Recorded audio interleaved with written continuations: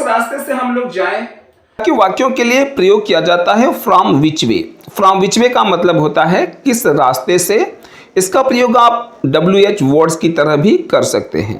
देखते हैं इसके रूल को। रूल में सबसे पहले आपको लिखना है फ्रॉम विच वे, तत्पश्चात आपको लिखना है हेल्पिंग वर्ब, उसके बाद आपको लिखना है सब्जेक्ट, सब्जेक्ट के बाद आपको लिखना है वर्ब और लास्ट में object.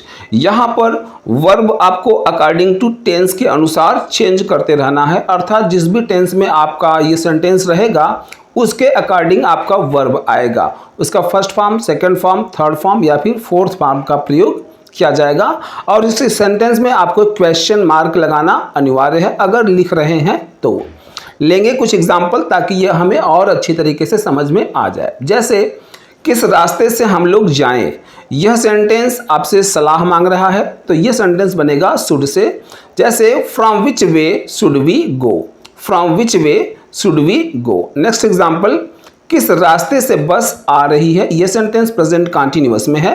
From which way is the bus coming, from which way is the bus coming. Next example, किस रास्ते से तुम यहाँ आए हो, इसकी अंग्रेजी हो जाएगी from which way have you come here, from which way have you come here.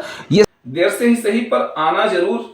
इस प्रकार के वाक्यों का अंग्रेजी में अनुवाद करने के लिए आपको सबसे पहले लिखना है it's okay even if late but. इसका हिंदी मतलब होता है देर से ही सही पर। और इसे बनाने का कंप्लीट स्ट्रक्चर अर्थात रूल होता है। रूल में सबसे पहले आपको लिखना है it's okay even if late but plus complete sentence आपको लिख देना है, अर्थात जैसा भी सेंटेंस होगा उसी प्रकार का आपको सेंटेंस लिखना है।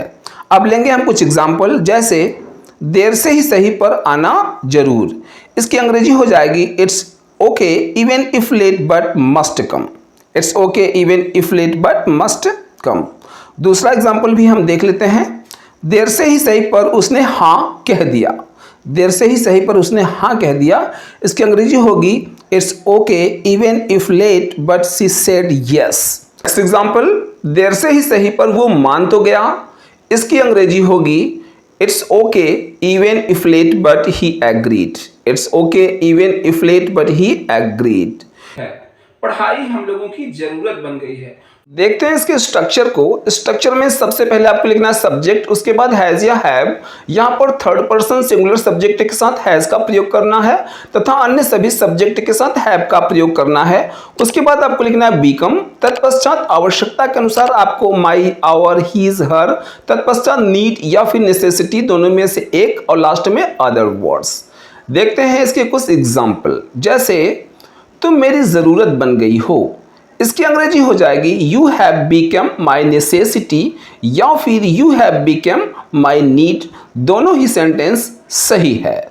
नेक्स्ट एग्जाम्पल, अब वह मेरी ज़रूरत बन गई है, इसकी अंग्रेजी हो जाएगी she has become my need now या फिर she has become my necessity now.